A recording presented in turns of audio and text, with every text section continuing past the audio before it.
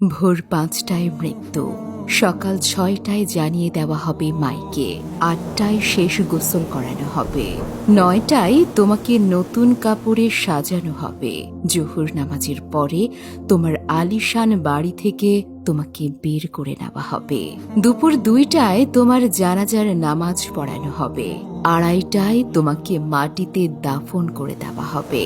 মাটি দেওয়া শেষে কেউ তোমার জন্য দোয়া করবে, আর কেউ চলে আসবে। এই তো তোমার জীবনের শেষ আয়োজন। তো কিসের এত অহংকার, কিসের এত ক্ষমতার দাপট? ক্ষমতা কারোর জন্য চিরস্থায়ী নয়। অন্যায়ভাবে কাউকে ঠকালে একদিন নিজেকেও ঠকতে হয়। কিছু লোককে অল্প সময়ের জন্য বোকা বানানো যায়, কিন্তু দীর্ঘমেয়াদে বোকা বানানো যায় না। স্বাধীনতা অর্জনের চেয়ে রক্ষা করা কঠিন। বহু বিজয়, বহু আনন্দ, বহু গর্ব অহংকার আমরা দেখেছি, আবার অল্প সময়ের ব্যবধানে তা হারিয়ে যেতেও দেখেছি। ভোরের সূর্যোদয়ে যে পৃথিবী আলোকিত হয়, সন্ধ্যার সূর্যাস্তে তা আবারও অন্ধকারে ডুবে যায়। অসত্য দিয়ে সত্যকে বেশি দিন ঢেকে রাখা যায় না, সত্যই জিতে যায়, তবে একটু দেরিতে। প্রকৃতি বড়ই নির্মম। কবে, কখন, কোথায়, কার ওপর আঘাত হানে তা একমাত্র উপরওয়ালাই ভালো জানেন। শরীরে শক্তি আর ক্ষমতা আছে বলেই সব জায়গায় সেটা প্রয়োগ করতে যাবেন না। কখন যে কোথায় আটকে গিয়ে মাটির সাথে মিশে যাবেন তা আপনি নিজেও বুঝতে পারবেন না। অহংকার আর দাম্ভিকতা পতনের লক্ষণ। তাই অহংকারী না হয়ে সহনশীল হন।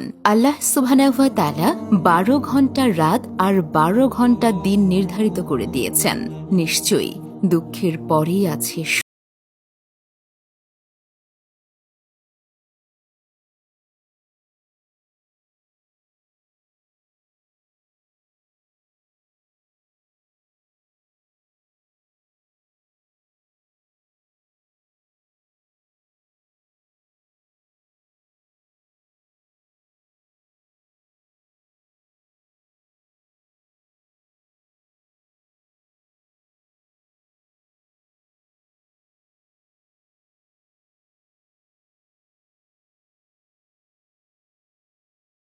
ক্ষমতা চিরস্থায়ী নয়, মহব্বত আর ভালোবাসা চিরস্থায়ী হয়।